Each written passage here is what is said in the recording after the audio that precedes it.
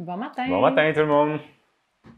Ce matin, on parle du livre Plasticus Maritimus que j'ai découvert grâce à Roxane Marcil qui travaille au Lion et la Souris. Suite à notre live de la semaine passée qu'on a fait, c'était pas vraiment un live, c'était préenregistré, mais on l'a fait au lac Saint-Jean alors qu'on était dans un chalet avec nos familles. Ouais. Puis l'histoire... excuse. Non, j'allais juste dire, tout ça a commencé par des déchets qui ont commencé à être... On a commencé à ramasser des déchets sur la plage au lac Saint-Jean. On avait une belle plage à côté de notre chalet. Puis, de fil en aiguille, ça a mené à Marc-Claude qui se lève à 5 h du matin pour aller ramasser des déchets parce que c'est devenu une passion pendant cette semaine-là. Puis, ça a mené à plein de choses. On en parle, entre autres, dans le live la semaine passée. Puis, après avoir fait ce live-là, comme Marc-Claude disait, Roxane du Lion et la Souris nous a partagé cette suggestion de lecture-là. Marc-Claude l'a acheté pratiquement. 2 jours plus tard, on est revenu, j'ai vu qu'il était au Renaud-Bré, j'ai pris une petite marche, puis j'étais allée le chercher, puis je l'ai lu tout de suite. Puis c'est ça, ouais. Je l'ai dévoré. Je me lève pas à 5 h du matin pour... on se lève tôt. Ouais, on se lève à la base assez tôt. Ouais. Mais là, j'avais vraiment hâte de sortir du lit. Ma petite routine, je prenais mon café sur le perron. Puis après, j'avais vraiment envie d'aller me mettre les pieds dans l'eau puis de ramasser des déchets, en guillemets. Mais ce qui est amusant, c'est que ça, pour moi, c'est que ça devient une chasse au trésor. Parce qu'on ne sait jamais ce qu'on va trouver. Il y a des choses qui nous dégoûtent un peu plus que d'autres. Puis il y en a d'autres qui nous émerveillent. Puis ça devient le début un peu d'une aventure parce qu'on retrouve... par exemple, des morceaux de verre avec des couleurs atypiques. On retrouve ici, j'ai des fragments de porcelaine, des dents d'animaux que certaines personnes ne voudraient pas toucher, mais que moi, je trouve ça, ils ont été nettoyés par l'eau. Fait que je me demande comment ça l'a fini là. Puis, tu sais, on avait, je sais pas si tu as mis la photo dans les notes de l'épisode, mais on avait une table complète, à moitié remplie d'objets divers, de la vitre, du métal, du plastique. À la fin de la semaine, c'est ça. C'est comme... Puis pour vrai, j'allais quelques poignées à la fois, là. Tu sais, je finissais par en mettre, utiliser mes vêtements comme un tablier parce que ma main était pleine, fait que je le remplissais, mais tu sais, c'était jamais des chaudières. Mais à la fin de la semaine, j'avais comme 2 sacs poubelles. Puis c'était pas juste des gros objets. Le plus gros que j'ai trouvé, c'est comme une bouteille en plastique écrapoutie, mais tu sais, le reste, c'est des petites choses, genre. Puis c'est ça. Puis je pense que c'est définitivement une activité que je vais refaire. Moi, ça me rappelait... ça a vraiment connecté avec l'enfant en moi. Là, j'en parle des fois, mais quand j'étais jeune, je voulais être archéologue. Mes parents m'avaient même permis de faire un trou de creuser dans la cour.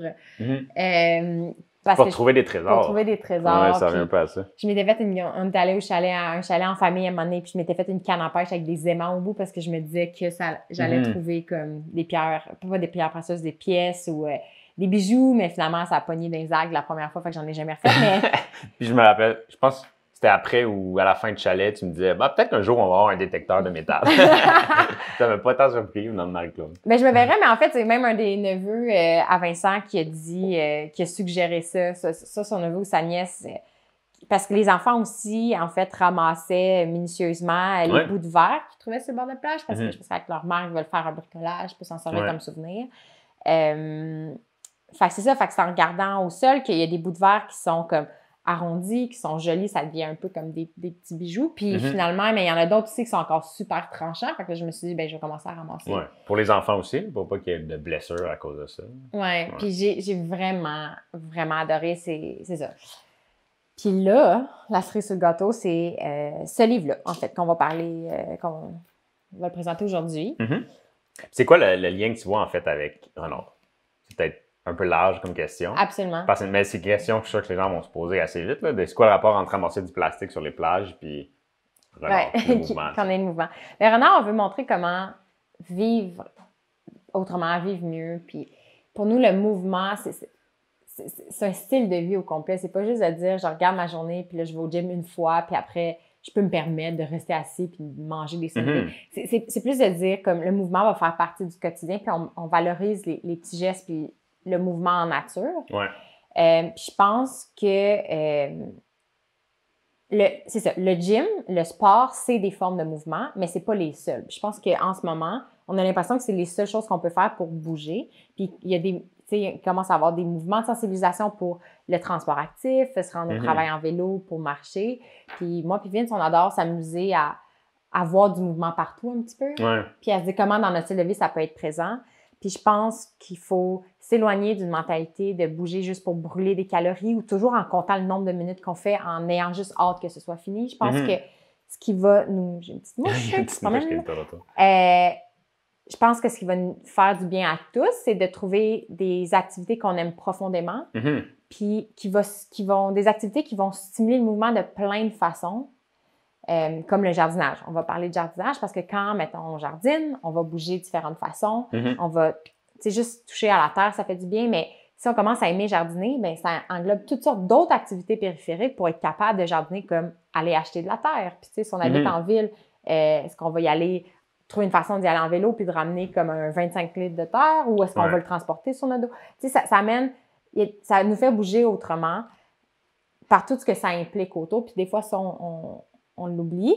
Puis pour moi, si on revient à ça, la collecte de déchets sur les plages ou dans d'autres lieux publics, parce que ça peut se faire vraiment n'importe où. Puis moi, c'est mon frère qui m'a inspiré parce qu'il faisait sur le bord des pistes cyclables puis il a commencé à faire de la plongée puis il ramassait des déchets dans des lacs. Puis c'est fascinant ce qu'il retrouve. Ben pour moi, faire ça compte tout ce que j'aime de ma vision d'un mouvement qui est riche puis qui est, en anglais, on dit beaucoup meaningful, genre, qui fait du sens. Parce que ça revient un peu à ça aussi, c'est de donner du sens à nos mouvements. Absolument. C'est un peu la quête avec laquelle on est obsédé en ce moment et qu'on doit faire pour le restant de nos jours. C'est comment on peut donner du sens au mouvement qu'on fait tous les jours. Puis c'est là que je pense que, un peu comme tu dis, ce livre-là s'intègre bien dans cette quête-là, cette recherche-là, parce que quelqu'un pourrait dire, OK, ben c'est ramasser des déchets, c'est déjà cool, mais nous, on voit, juste par les illustrations qu'il y a dans le livre, il y a plein de mouvements qui sont faits par une personne qui ramasse des déchets. Puis on l'a vécu aussi au lac Saint-Jean, quand Marc-Claude ramassait des déchets, ou quand on se prenait sur la plage avec les enfants, il y a plein de mouvements qu'on faisait, puis on marchait, puis tu sais, comme c'est comme une accumulation de petites choses. Puis c'est ce que j'aime aussi du livre, c'est une fille qui faisait ça sur une plage, qui a écrit un livre là-dessus. C'est pas un organisme de millions de personnes qui...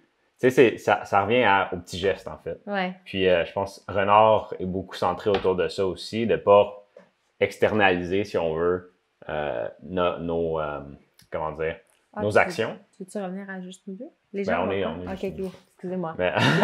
par Au lieu de dire quelqu'un va s'en occuper, quelqu'un qui a plus de pouvoir, quelqu'un qui a plus d'argent, quelqu'un qui est capable de faire des pilules magiques va régler ça. C'est de dire, OK, ben moi, je peux faire des petites choses chaque jour pour nettoyer l'environnement de façon, comme d'aider l'écologie, mais on peut le faire aussi pour nos mouvements, au lieu de dire, OK, ben, au lieu d'externaliser dans un gym nos mouvements, d'essayer de faire plein de petits gestes au courant de la journée, plein de mouvements variés pour prendre le contrôle un peu sur ça dans nos vies. Oui, de dire, on peut marcher une demi-heure sur un tapis roulant, mais mécaniquement, puis émotionnellement, puis spirituellement, c'est pas la même chose que de marcher une demi-heure sur une plage, de sentir le sable sous ses pieds. Oui, c'est ça.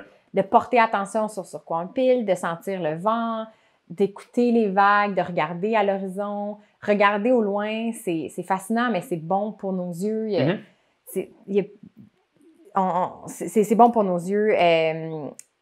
Puis on est fasciné, en fait, quand on se met à regarder de la capacité de notre corps. C'est une machine, c'est pas une machine, c'est un organisme qui a évolué sur des millions d'années, puis c'est fascinant, là, tu marches dans l'eau, puis s'il y a une petite graine qui est rouge, qui est comme presque anormale sur une plage, parce que c'est pas les couleurs naturelles sur la plage, hein, tu vas le voir à l'œil, puis ça, c'était merveilleux. Puis tu es capable, avec tes doigts, de pincer pour aller prendre cette chose-là. Fait que tout le travail de minutie, on reconnecte avec notre corps, on peut reconnecter avec les autres, parce qu'il y a des moments, les enfants marchaient avec moi, puis les ramassaient, puis on partageait, parce qu'eux voulaient les beaux morceaux pour leur bricolage. Puis puis tu sais, des fois, on n'a pas d'enfants, fait que c'est toujours touché d'en parler. Mais on entend des fois des gens dire, c'est difficile de motiver les enfants à bouger. Ouais. Mais ce que nous, on remarque, c'est que quand on est intéressé, voire passionné par quelque chose, bien souvent, ça va piquer la curiosité de l'enfant aussi, puis il va embarquer avec nous. Je pense que c'est un peu ce qui s'est passé au chalet Marc-Claude, elle ramasse des trucs toute seule sur le bord de l'eau pendant une demi-heure. Je vais aller voir. Tu sais, l'enfant dit, je vais aller voir ce qu'elle fait. Puis là, Marc-Claude, elle explique pourquoi elle le fait. Puis là, l'enfant est comme, je vais l'aider à trouver des morceaux de verre ou des trucs comme ça. Fait que, tu sais, c'est au lieu de trouver des tactiques pour amener l'enfant à bouger, juste de nous-mêmes bouger, puis donner du sens à nos mouvements, mais on dirait qu'il y a une espèce d'effet. Ouais. Puis, ce qui est arrivé aussi par rapport, parce que les enfants n'ont pas passé... je veux dire, ils m'ont pas dit « Oh my God, Marc-Claude, j'adore ramasser des déchets. » Tu sais, comme eux, leur envie, c'était de ramasser des trucs pour le bricolage. Ouais. Puis c'est vraiment parfait. Puis le reste du temps, c'est comme jouer dans l'eau, puis c'est bien correct. Mais ce qui m'a fascinée, puis ce que je pense qu'on n'a pas parlé dans le live la semaine passée, c'est le après, finalement. C'est que j'ai continué à trouver des choses, puis ces petits objets-là sont devenus des sujets de discussion. Parce que j'ai trouvé des petites roches vraiment petites, là. Ça aurait pu passer inaperçu, mais encore une fois, on a des yeux fantastiques. Puis on remarque, on commence à s'habituer, puis on remarque, dès qu'un objet sort du lot, on commence à le voir. Puis ça devient vraiment amusant. Puis j'ai trouvé 2 petits fossiles. Puis, tu sais, je me disais comme... Je savais d'avance que c'était pas des trucs exceptionnels, dans le sens, ça avait pas l'air d'être un os de dinosaure, on s'entend, là. Mais juste ça, je suis allée voir mon neveu, il écoutait Jurassic Park, puis là... Attends, il écoutait Jurassic Park pendant que tu trouvais des fossiles? Ben, il écoutait Jurassic Park. Je me rappelle plus quand j'ai trouvé 2 fossiles à 2 moments différents. Puis un après-midi, il écoutait Jurassic Park, un des rares moments devant la télé. Puis c'est ce film-là qu'il jouait, fait qu'il écoutait ça. Puis là, j'ai repensé aux fossiles parce que là, même un autre de tes neveux, le plus jeune, avait comme un chandail de dinosaure toute la semaine. Puis là, ça a comme connecté dans ma tête avec les fossiles. Puis j'ai fait, il me semble que ça pourrait peut-être l'intéresser. Fait qu'on les a regardés ensemble. Puis Martin Lemny, l'archéologue que je parle tellement souvent, en fait, il m'a indiqué... Le meilleur ami de Marc-Claude. Mais qu'il ne sait pas, c'est ça. Qu'il ne sait pas que c'est l'ami de Marc-Claude, mais c'est son meilleur ami. Il m'a indiqué que ces fossiles-là avaient probablement des centaines de millions d'années. Puis là, j'ai fait, aïe, tu sais, t'imagines si on était là en même temps que les dinosaures, l'enfant, qu'est-ce que ça a représenté pour lui. Fait que je pense que c'est, comme on disait, ces petites choses-là qui nous ouvrent à un nouvel univers puis qui nous donnent envie de faire des choses parce que ça nous interpelle, pas parce que c'est un devoir ou une obligation. Puis, tu sais, là, ton neveu, ça nous a tellement fait rire. Il a commencé à être... On a noté le nom des fossiles sur un papier, puis là, il nous a dit « Oh my, quand je vais revenir à la maison, je vais...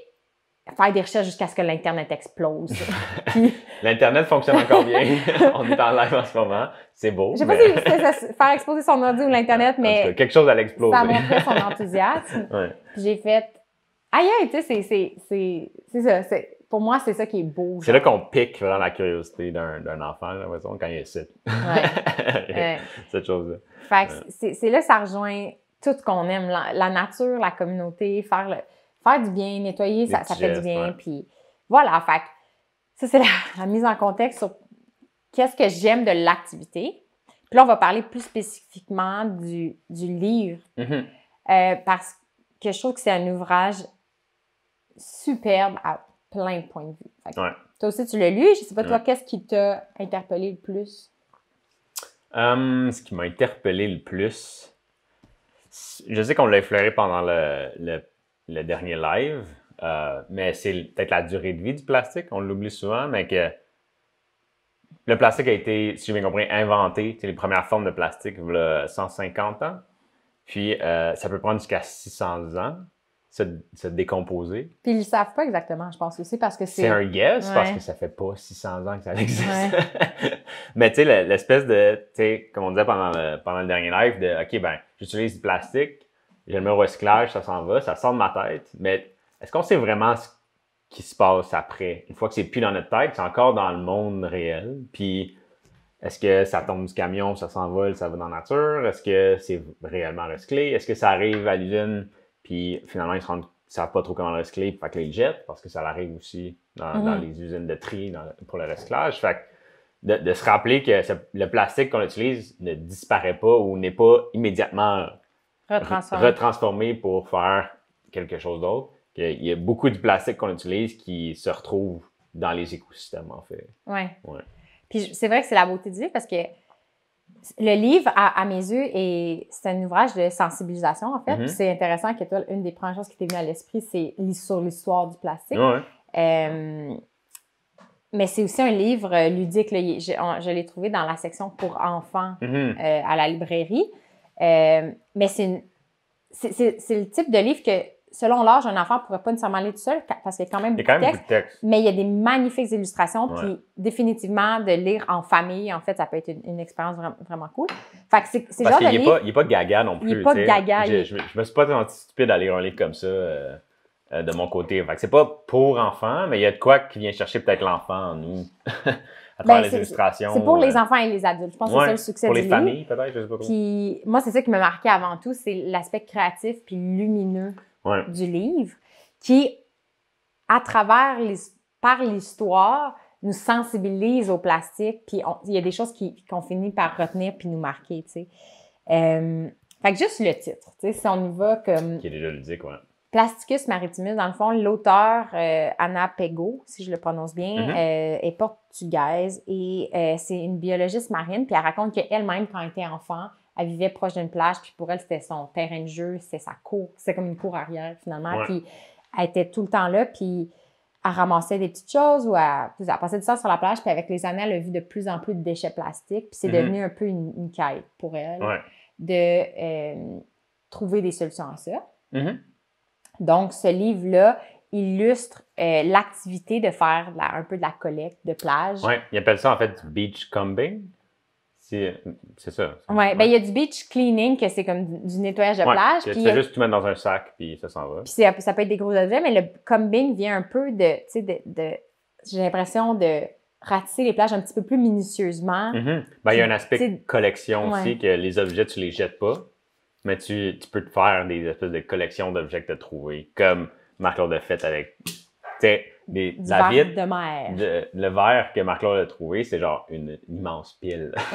Mais elle en a gardé quelques-uns qui étaient particuliers, genre des petits sucres. On dirait presque, tu sais, c'est pas vraiment une bouteille, j'imagine, qui a fait ça. Mais en tout cas, c'est un petit morceau de vitre mauve. Mais c'est là que ça devient intriguant. Vraiment c'est illustré, dire, tu sais. mais ça devait être une bouteille, mais peut-être que le fond était super épais. En tout cas, On c'est sait là pas, que on sait l'histoire pas commence. c'est quoi, ça peut être une figurine, ça peut être plein de choses, mais des espèces de trésors que tu gardes puis tu te fais une espèce de petite collection. Exactement. Fait que c'est plus ça le beachcombing, c'est pas juste de ramasser puis jeter, c'est de trouver des trésors. Puis que ça amène à des réflexions parce que justement l'auteur, c'est ça que j'aime de sa créativité, c'est que le livre est vraiment agréable à lire. Les illustrations.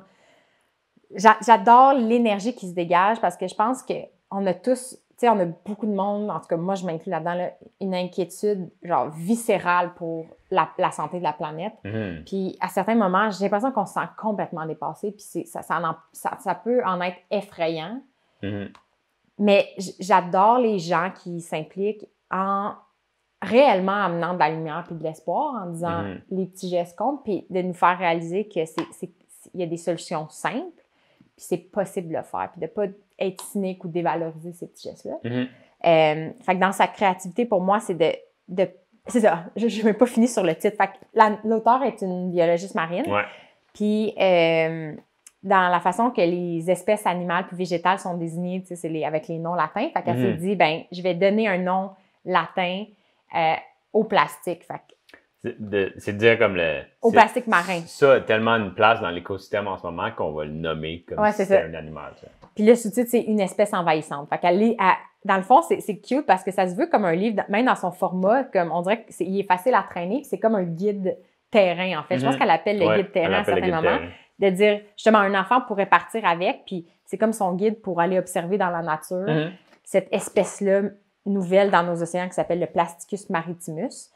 Puis après, elle décortique même en deux autres sous-familles. Il y a les espèces, le plastique qui est plus commun. Là, fait que tous les objets que tu revois en trolley, là, les bouteilles, les pailles, les affaires de main. Puis là, le plastique un petit peu plus rare, que là, ça devient, comme on dit, plus une chasse au trésor. Des fois triste un peu, mais des fois ludique. En tout cas, elle appelle ça le plastique maritimus vulgaris. Ça, c'est les objets du quotidien. Il y a différentes familles de plastique. C'est ça qu'elle disait. Puis les objets exotiques. Fait que les espèces plus rares. Fait que les Plasticus maritimus exoticus. Exoticus. Je trouve ça cute. Je trouve ça, juste ça. Moi, ça m'a interpellée. Parce que c'est un sujet qui peut être quand même lourd, mais le livre est léger quand même. Exactement. Ça donne envie d'aller en faire, en fait. Exactement. C'est pas, ça nous amène pas de la détresse par rapport au sujet. Non, exactement. Mais elle donne assez d'informations sur le problème pour qu'on comprenne l'ampleur du problème de la pollution plastique. Sans nous alourdir. Je trouve qu'il est comme... on s'en rend compte là, de parler d'une problématique sociale ou d'un enjeu, puis d'amener des solutions de manière positive. La balance entre sensibiliser à un problème qui est important, mais sans dramatiser, puis comme faire les gens se sentir pire, c'est un art en soi. Fait que, félicitations à Anna Pego, je te remercie pour cet ouvrage, vraiment. Est-ce que c'est une crise hors de contrôle ou comme c'est un problème qui est... dois adresser Ouais. toi tout seul. Ouais. Ou que, Puis moi, ma boussole interne de est-ce que j'apprécie le discours, c'est est-ce que j'ai envie de me mettre en boule et de pleurer? Ou est-ce que j'ai envie, j'ai hâte de me lever le matin en me disant j'ai hâte d'aller ramasser des déchets. Puis pour moi, c'est ça que ça l'a Puis fait. je peux le faire. Je me sens comme, en anglais, on va dire empowered. Ouais. En français, impossible de trouver une bonne traduction pour ce mot-là anglophone. Mais est-ce que c'est ça? Est-ce que je me sens comme ça, tu sais, quand vivant. je ferme le livre?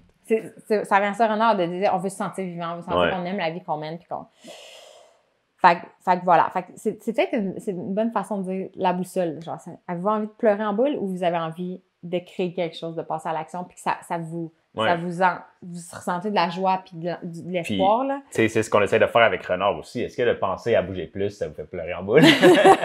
Si oui, ben nous, on veut changer ça pour nous, parce que on s'est senti comme ça dans nos vies. Mais on veut le faire aussi. On veut partager ça, de dire comme, OK, ben il y a des choses qu'on peut faire, puis on peut faire les choses différemment, puis on peut repenser c'est quoi ramasser des déchets, nettoyer les écosystèmes. Ça, c'est une façon de peut-être le twister puis le voir différemment pour nous permettre de le faire, pour rendre ça plus accessible. C'est ce qu'on veut faire avec le mouvement aussi, de dire comme, de la forgerie, pour mentionner un nom dernier. La forge. Ça dit-tu forgerie? Je pense pas. Non, je sais qu'en anglais, ça veut pas dire. En tout cas, la forge, donc faire des couteaux, c'est du mouvement, tu sais. Puis, ben c'est ça. Là, j'ai perdu mon idée, mais c'est pas grave. On aime, on le dit souvent, repenser le mouvement puis tester. Puis des fois, peut-être qu'on va explorer des territoires puis comme on va aller pas trop loin, mais comme c'est ça l'exploration. C'est ça qu'on aime faire. Ben oui. Donc, oui, c'est ça. Fait que pour le livre, fait que la créativité de l'auteur pour communiquer des idées, moi, je le trouve génial. Puis ce qu'on se rend compte en la suivant sur les médias sociaux, si vous suivez, en fait, c'est pas elle personnellement, mais c'est sa page s'appelle aussi Plasticus Maritimus, autant sur Facebook que Instagram.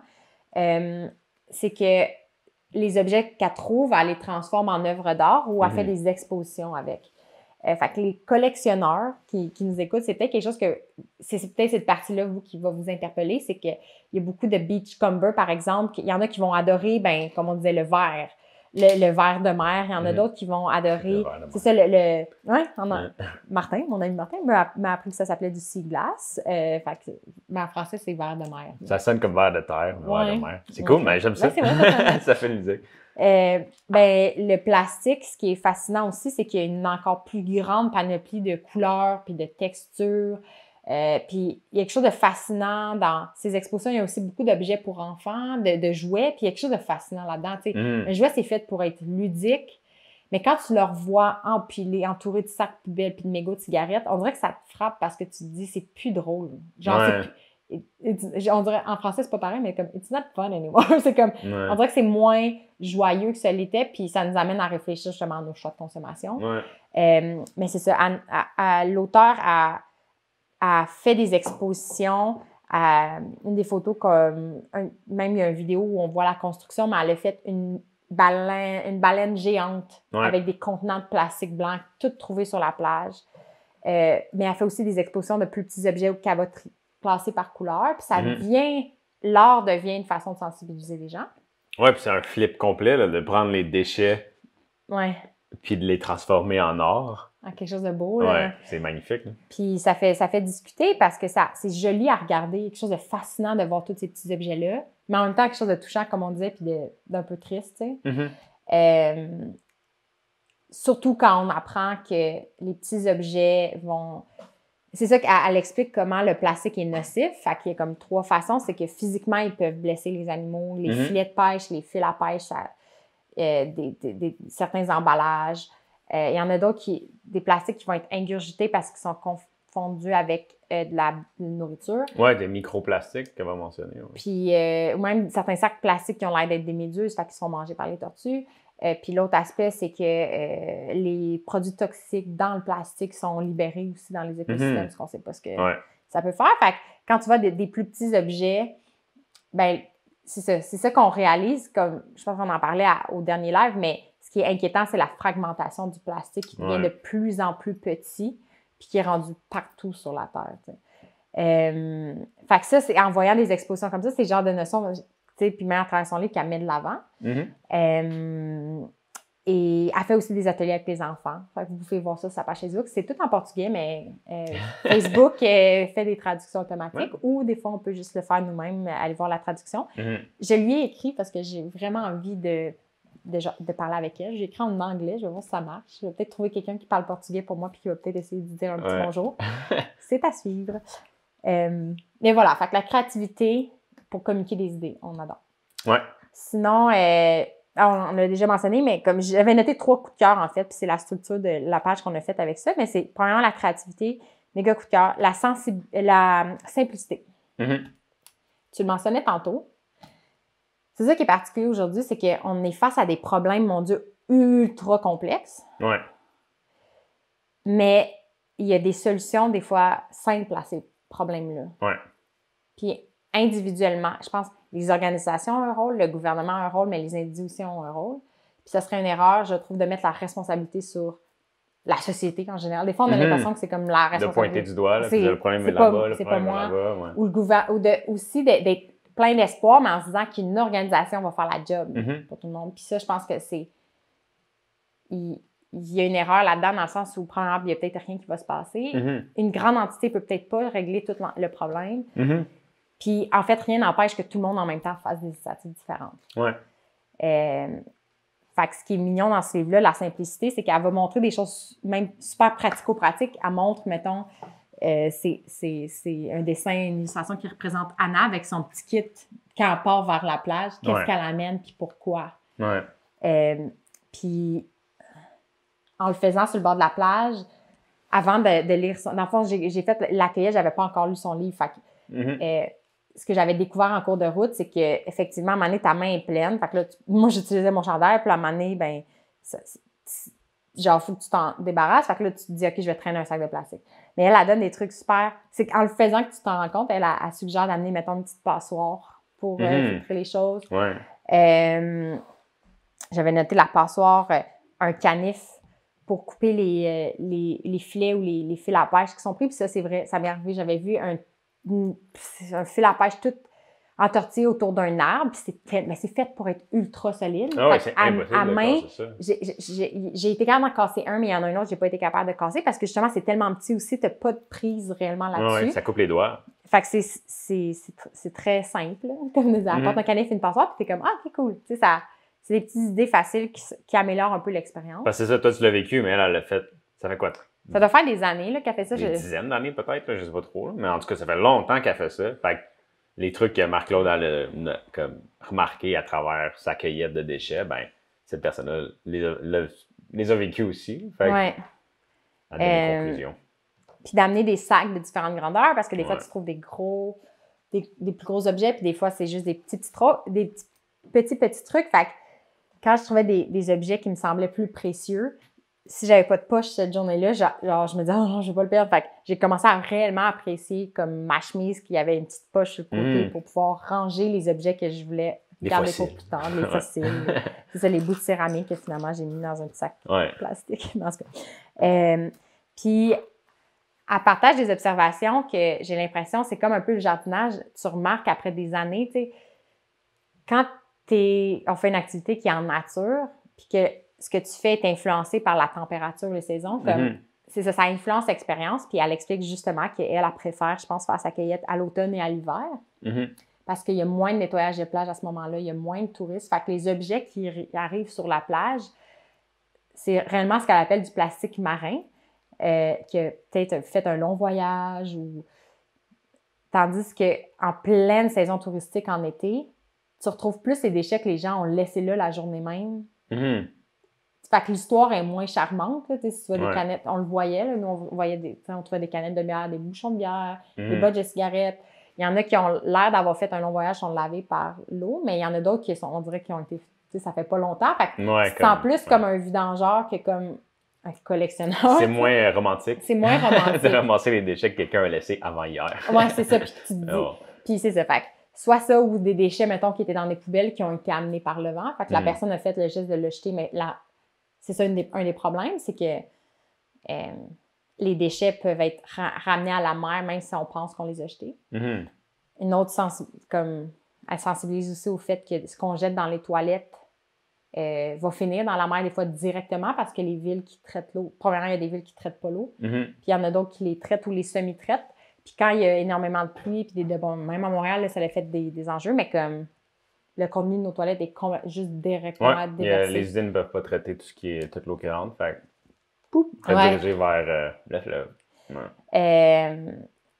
Parce que c'est ça qui devient fascinant quand on trouve un objet, puis de dire, mais d'où ça vient? Oui, absolument. Puis on a regardé ensemble, moi puis Vince, toutes les histoires qu'elle partage sur des fois, elle trouve des objets, puis il y a plein de groupes Facebook de gens qui s'entraident à les identifier. Puis là, tu te rends compte qu'il y a certains objets, des fois, viennent de milliers de kilomètres. De comme une plage en Amérique du Sud, mettons, qui trouve quelque chose, partage sur les groupes. Puis là, il y a quelqu'un de Nouvelle-Zélande qui est comme il y a un container de ça qui est tombé proche d'ici, tu sais. Fait que là, ça a fait full de distance, puis t'es comme wow! C'est beau, puis ça devient une communauté. Puis j'essaie de retrouver la page parce qu'il y a une Québécoise, en fait, qui essaie de sensibiliser à je pense que c'est des étiquettes pour la pêche au homard en plastique, là, qui, je pense, finissent par briser puis se ramasser dans les océans. C'est une tremblée. Il me semble que c'est une tremblée. Je ne sais pas si c'est une chercheure, là, mais. Parce qu'il y a une photo d'étiquette comme ça, justement, dans le livre à un certain moment. Ah, ok, là. C'est comme vraiment pas assez proche, on s'excuse, là, mais c'est comme une étiquette en plastique. C'est Julie-Sophie Tremblay qui cartographie ces étiquettes-là pour comprendre où ils se ramassent dans d'autres pays puis sensibiliser le gouvernement canadien à trouver une solution. Fait voilà, c'est ça qui est fascinant, c'est que l'aventure se passe sur la plage, mais aussi après. Puis c'est là qu'on commence à comprendre l'écosystème, le problème systémique, en fait, de où vient le plastique puis comment il navigue. Moi, j'avais été sensibilisée à ça, en fait, il y a une couple d'années, quand c'est une histoire qu'elle parle dans le livre, c'est qu'il y a un container de jouets qui est tombé à la mer. Parce que c'est vrai, le plastique vient de sources individuelles des ménages, mais vient aussi des industries, là, à tous les maillons de la chaîne de production. Là. Fait que, mettons, quand ils vont façonner le plastique puis ils ont des petites particules, des petites pastilles, ben ça, à plein de moments dans la fabrication, ça peut se ramasser à l'eau ou dans les déchets, puis là, ça se ramasse dans l'eau. Mais il y a aussi, j'avais pas pensé à ça, mais comme dans les transports, il y a des containers entiers de choses qui tombent à la mer pendant le transport. Puis des fois, c'est ça, là, c'était des jouets. Fait que c'est un peu ludique comme histoire, mais il y avait plusieurs types de jouets, mais il y avait les canards, c'est des petits canards de bain jaunes.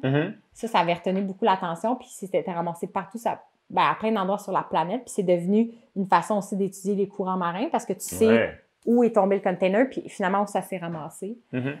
Fait que ça m'avait sensibilisé à ça, mais des fois, il y a des exemples moins joyeux, puis c'est là que, en tout cas, on se met à vraiment réfléchir à dire, OK, là, ça suffit, il faut qu'on trouve des solutions.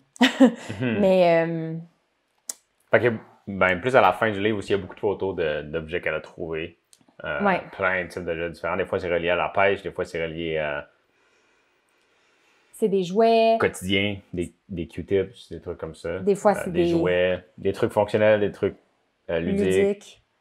Des ballons. Fait que, tu sais, puis elle donne aussi des exemples, des solutions pratiques à certains objets en plastique, les remplacer par quoi d'autre pour éviter qu'on les utilise puis que ça finisse par se ramasser à la mer. Ou, tu sais, que ça qui arrive aussi, c'est aussi de remplacer nos objets en plastique par des objets qui se décomposent peut-être un petit peu plus vite, qui sont un petit peu plus organiques. Là. Dans les exemples qu'elle donne, justement, les sacs en plastique, ben là, on le sait, là, ça fait longtemps que c'est un sujet, mais tu sais, de remplacer ça par des sacs en coton, déjà, c'est mieux. Tu sais. Ça va se décomposer plus vite. Ou on en parlait au dernier live, des brosses à dents, ben moi, ça me fascine tout le temps de penser que ma première brosse à dents que j'ai utilisée dans ma vie est encore... Elle n'est pas décomposée. Elle n'a pas été recyclée. La brosse à dents de bébé Vincent est quelque part en ce moment. Là. Dans le temps, il n'y avait pas vraiment de recyclage. Fait que j'imagine qu'elle est dans un dépotoir quelque part. Tu sais. Fait que là, de commencer à... Là, ça existe en bambou ou en bois ou en des matériaux un petit peu plus organiques, si on veut, qui vont se décomposer plus vite. Ben là, ça devient intéressant pour ça. Puis, tu sais, fait que dans une mentalité zéro déchet, en fait, elle donne les solutions qu'on amène souvent, là, de dire, ben repense, refuse de consommer certaines choses, réduis ta consommation.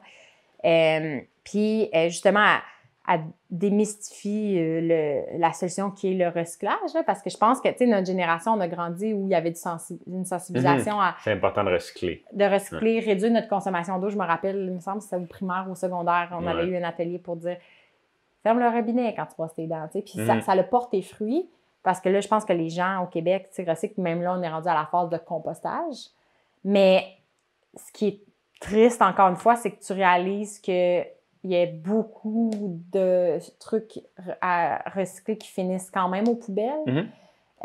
Selon les chiffres, là, je pense que c'est comme 80 à 90% des choses ne sont pas recyclées. Puis ça, c'est astronomique. Là. Ça varie beaucoup selon les pays. Ouais. Mais même dans les pays industrialisés, il n'y a pas un recyclage à 100% pour plein de raisons. Des fois, économiquement, ça ne vaut pas la peine. Non, c'est ça. C'est hyper coûteux en termes d'argent puis de temps aussi. Tu sais, c'est pas... ils prennent le bac, ils mettent ça dans un chaudron puis les fonds de plastique.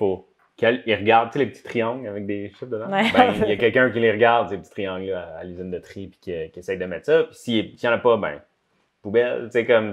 Ben, je suis sûr que... Je parle à travers mon chapeau. Là, je suis sûr qu'ils ont des méthodes. C'est ça, je me disais. Qu'est-ce que tu dis, Vince? C'est sûr que c'est pas comme quelqu'un qui regarde. Ben, je sais pas. Ben, il me semble que... il y a un tri manuel, parce qu'il me semble qu'il y a eu un reportage sur des centres de tri qui allaient fermer au Québec. Puis il y avait un journaliste undercover qui était allé, puis qui avait dit à quel point c'est difficile comme travail. Là. Mais, je suis sûr qu'il y a des gens qui essayent d'optimiser ça en ce moment, puis qu'il y a des méthodes vraiment plus avancées que de regarder le petit tri. Mais c'est vrai qu'il y a un tri manuel dans le sens qu'il faut qu'ils séparent les matières. Ben oui. Puis, c'est ça, il y a plein de plastiques différents qui chauffent à des températures différentes, puis qu'il y en a qu'il faut nettoyer là-dedans. Il y a plein d'affaires auxquelles il faut penser. Fait que c'est pas juste de prendre les bacs puis faire l'acte de recycler le plastique, mais il y a plein d'étapes avant ça qui coûtent super cher en termes de temps puis d'argent.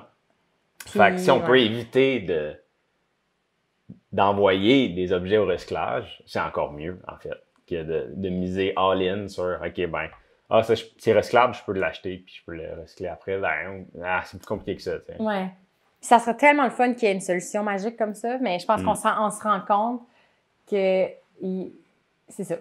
c'est pas une solution magique. Ouais. Puis ça demande de l'énergie, il y a des coûts, puis c'est pas encore fait à 100%, mais je pense qu'il y a une volonté d'aller vers ça, mais c'est juste pas le cas ensemble. Fait qu'elle explique ces choses-là.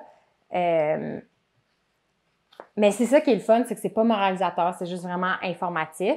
C'est pour outiller. Hein? C'est pour outiller. Fait que c'était ça que j'aime dire. Fait qu'on disait que la créativité, méga coup de cœur, la simplicité de la solution qu'elle amène, ça semble tellement accessible de dire si tu es sur une plage en vacances ou si tu as envie de te déplacer ou pendant que tu vas à la pêche, pendant que les gens pêchent, tu as envie de te promener, c'est faisable. Il n'y a pas grande limite à ça, là, peut-être la santé du dos de la personne ou de ses genoux parce qu'il faut se pencher, mais même à ça, je me dis, on peut s'acheter une petite pince.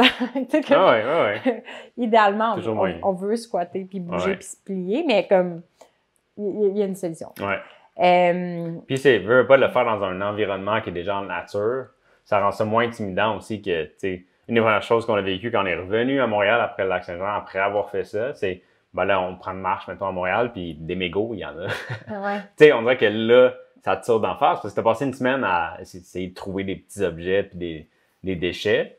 Puis là, tu arrives à Montréal, puis t'es comme, wow, il y en a beaucoup plus ici, tu sais. Puis là, ça devient intimidant de dire, OK, est-ce que je passe la prochaine demi-heure sur ce tronçon de rue-là à juste tout nettoyer la rue, tu sais? On ne sait pas encore si on est rendu là. On sait pas encore si on est rendu là. Ça demande... Mais, tu sais, parce que c'est vraiment moins charmant. Là, mais... Moi, je me surprends maintenant à ramasser des déchets un petit peu plus gros. Là, comme quand ça te montre que tu es capable de le faire même en ville, même si c'est plus intimidant ici. Puis c'est ça. Ouais, c'est ça. Nos idées évoluent constamment. Mon frère, si on prend une marche à Montréal, il va des bouteilles en ville, en banlieue. Il a souvent un sac à dos avec lui. C'est un réflexe, il va la prendre puis il va la mettre dans son sac. Fait que ça, c'est ça. On est plus sensible à ça. C'est vrai que c'est ça. Mais c'est vrai qu'il y a des déchets comme récents dans des endroits publics que c'est vraiment moins charmant que ça. Mais ça a quand même semé une graine dans notre tête. Puis on y pense, puis on est comme... Parce que là, au Parc Jarry, il y en a plusieurs dans un des coins, comme proche des canards. Puis là, t'es comme... on pourrait y retourner avec des gants. Puis... passer un petit 20 minutes juste à nettoyer les choses. Puis sinon, ben la dernière idée, c'est la sensibilité de l'auteur, mais l'aspect sensibilisation qu'on a parlé à travers toutes nos explications. Là. Mais de vraiment nous donner envie de protéger les océans. Ouais. Puis de passer à l'action, nous, ça, c'est vraiment puissant à mes yeux. Tu sais. Mm-hmm. Ben, c'est vrai qu'une des choses qu'elle mentionne, c'est un petit paragraphe de rien du tout, un endroit, là, mais de dire elle se considère comme une activiste parce qu'elle est active dans, comment dire, tu sais, je me suis jamais considéré comme un activiste, là, parce que, tu sais, pour moi, avant peut-être de lire le livre, un activiste, c'était quelqu'un qui allait faire des manifestations, puis qui, tu sais, comme, mais elle se voit comme une activiste dans ses petits mouvements, là, puis ça revient peut-être un peu à ce que Gandhi disait, là, de be the change you want to be in, ben, c'est ça, be the change you want to see in the world. Fait que ça revient d'être le changement qu'on veut voir sur la Terre. Puis ça, c'est être activiste aussi, tu sais. Puis je suis comme, ah, ben, je peux être activiste, finalement. Alors que moi, je me considère zéro activiste. Là, on dirait que c'est comme extrémiste un peu, être activiste dans ma tête. Alors qu'elle... Là, on pense genre à Greenpeace. Exact. Alors qu'elle le décrivait comme, ben non, c'est dans tes actions que tu es activiste. Mm-hmm. Je trouve ça intéressant. Ouais, c'est vrai que c'est joli. Puis, dans la page de notes, en fait, que j'ai préparée, j'ai essayé de rassembler les liens qu'il y a autour du livre. On peut peut-être la regarder rapidement. Oui.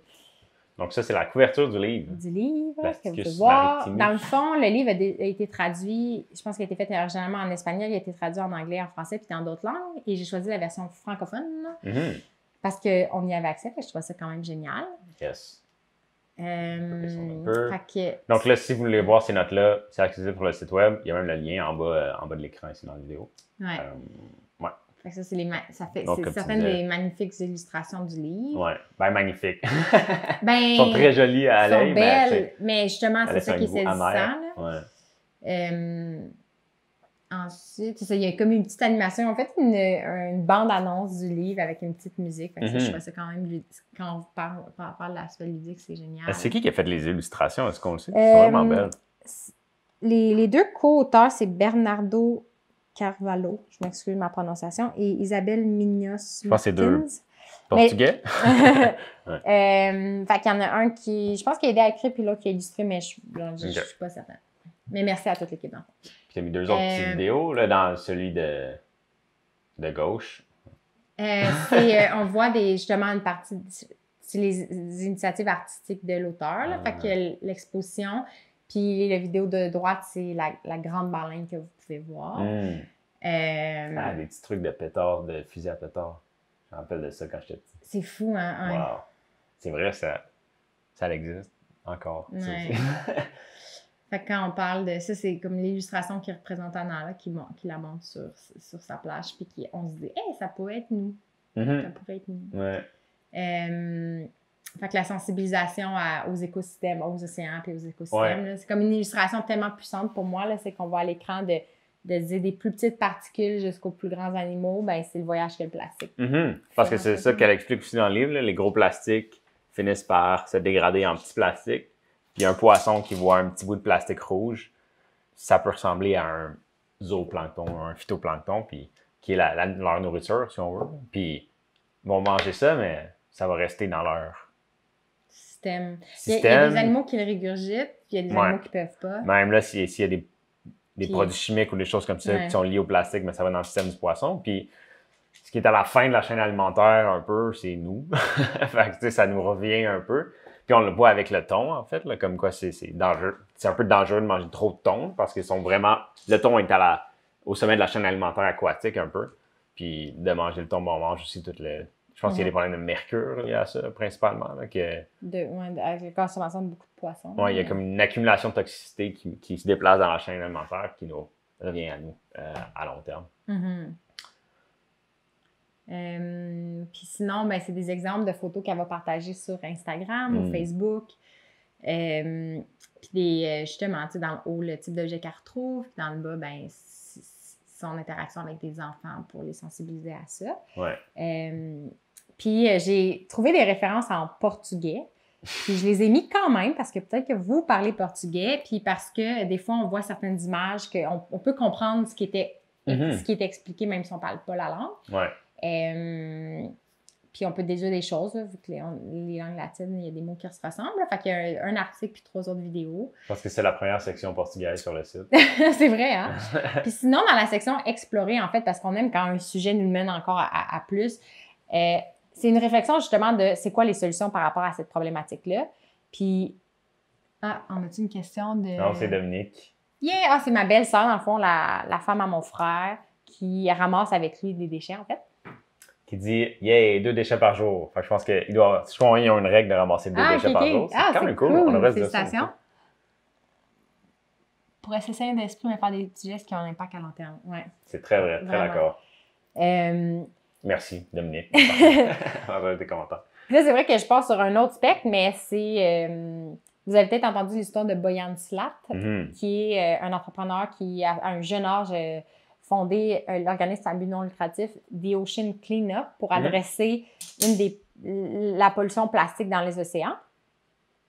Puis pour moi, c'est l'exemple que il y a des gens qui vont être inspirés à créer des grandes organisations. Lui, je pense une de ses conférences TED a été ultra populaire, puis il a levé des millions de dollars initialement. Il y a des gens qui vont être interpellés de faire ça. Ouais. Puis, tu sais, on le supporte, puis je trouve ça vraiment, vraiment cool. Puis il y a des gens ils vont le faire à une autre échelle, puis c'est vraiment correct. Tu sais.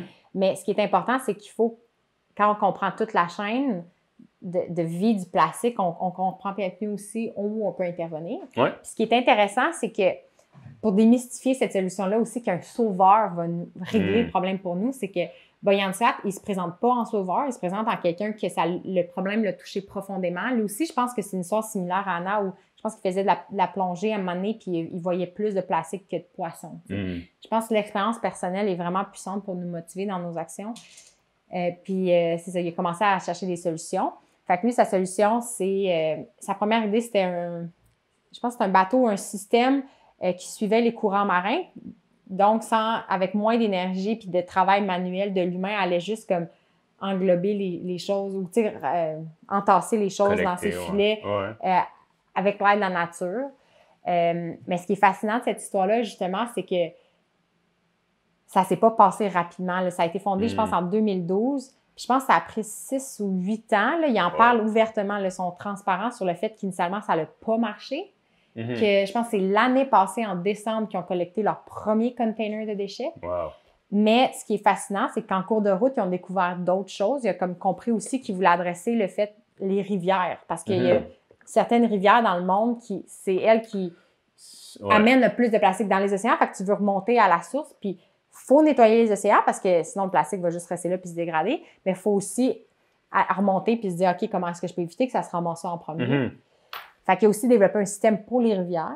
Puis ça, c'est huge, parce que je me rappelle, une des choses, moi, qui m'avait un peu désespéré, c'est quand j'ai voyagé en Inde, puis il y avait des rivières qu'on a dans des régions où c'était des dépotoirs qui se déplaçaient, là, puis que ça se déplaçait tranquillement vers l'océan, puis t'es comme, oh non, tu sais, ici, on voit pas ça, mais il y a beaucoup de rivières dans le monde que c'est comme ça, tu sais, tous les déchets vont dans l'eau, puis toute l'eau va vers l'océan. Ouais. Parce que les gens, mais il n'y a juste pas nécessairement de système, puis les gens ne savent plus quoi faire avec, tu sais. Mais je pense que c'est ça aussi le problème. Ici, on voit, tu sais, c'est magique, on met nos choses à la poubelle. Fait qu'on a l'illusion qu'on a moins d'impact, mais certaines de nos choses impactent la nature aussi. Absolument, absolument. Puis ce qui est intéressant aussi de l'histoire à Boyan Slat, pour moi, c'est ça, c'est de dire, OK, il y a des gens qui vont essayer de développer des systèmes innovants pour adresser un problème dans une grande ampleur. Mais c'est ça prend énormément de ressources, puis de soutien, puis d'énergie. Puis je pense que puis lui, il continue sa quête. Puis ce qui est intéressant là, puis c'est ça que j'ai vécu à mini-échelle sur la plage, c'est qu'une fois que tu as ces déchets-là, qu'est-ce que tu fais avec? Parce qu'il y a une partie de moi qui se disait... Tu les relances dans le système? Qu'est-ce que tu fais avec? C'est ça. Fait que là, il y a des choses une mini-partie que j'ai gardée en souvenir. Il y a une autre partie que tu dis, bon, ben ça va aux poubelles. Fait qu'il y a du métal, certains types de plastique. Mais là, après, tu as encore la réflexion de dire, qu'est-ce qui va arriver avec ça? Ça va impacter l'écosystème, même dans un dépotoir, parce que les produits toxiques vont se ramasser dans le sol puis vont se retrouver ailleurs de toute façon. Fait que là, l'aventure continue. Puis, Boyan Slat puis son équipe, en fait, ils ont décidé qu'ils vont trouver une façon de récupérer le plastique marin qu'ils ont collecté pour en faire des objets. Fait que ça va recycler de cette façon-là, mais ça va aussi financer leur projet parce que c'est énormément plus coûteux que ce qu'ils pensaient. Ouais. C'est une chose, je pense qu'on en a parlé au dernier club de lecture, en fait. Mais Patagonia, je pense qu'ils ont une initiative semblable aussi, là, de faire des casquettes avec des filets de pêche qu'ils trouvent dans l'eau, ce qui est vraiment cool. Ouais. Il y a une partie de nous qui se dit « Ah, on s'achète une casquette? » Puis on était comme « OK, non, c'est pas le but. » Le but, c'est pas de consommer plus, mais c'est de dire si sur le marché, on commence à avoir des objets qu'on a rachetés de toute façon puis qui peuvent être remplacés par des versions plus écologiques, ça, c'est intéressant. Je pense qu'il y a des objets qui vont être créés. Il va y avoir une vague, là, je suis sûre, de compagnies qui font du recyclage de plastique marin puis ils vont créer d'autres cochonneries. Mais bon, dans l'eau, il va y avoir des choses vraiment intéressantes puis j'ai vraiment espoir que ça va marcher. Fait que c'est ça que ça devient comme vraiment motivant après de voir qu'à tous les échelons, il y a différentes personnes qui se mobilisent de différentes façons. Puis de réfléchir à nous, quel geste nous ferait sentir bien, peu importe c'est quoi, tu sais. Mais c'est encore mieux si ça nous fait bouger. Mais je veux dire, c'est ça qu'on aime, en fait, la collecte, là, parce qu'on n'a pas fait une analyse complète de Buoyantsat, même si c'est fascinant parce que avec une initiative comme ça, je trouve qu'il y a un lien directement avec... C'est notre corps qui est en contact avec la nature qui fait du bien. Dans l'optique de donner du sens au mouvement, ben ça, c'est vraiment puissant, là, de bouger pour nettoyer les écosystèmes. Ben, Je mettrais le lien aussi, dans le fond, j'ai une pensée. Il y a une compagnie québécoise qu'on a rencontrée quand on était à une fin de semaine d'entrepreneuriat de MEC. Lui, il a la compagnie Pure Nat, puis il fait des activités d'équipe, en fait, pour aller nettoyer les forêts. Fait qu'eux, ils trouvent des déchets, genre des fois géants. Là, des voitures. Des voitures, des pneus, parce qu'il y a des gens qui, illégalement, vont aller domper des gros déchets dans les forêts, puis eux, ils enlèvent des tonnes de déchets. Mais ce qui est le fun, c'est que des fois, il faut de la machinerie pour retirer, mais c'est aussi le travail manuel des gens. Fait que ça devient une randonnée en forêt, puis une collecte en même temps. Puis ils utilisent ça, je pense, de leur côté. C'est des forfaits qu'ils offrent aux entreprises pour des activités de cohésion. Pour développer l'esprit d'équipe de la compagnie. Puis en plus, ça nettoie des écosystèmes.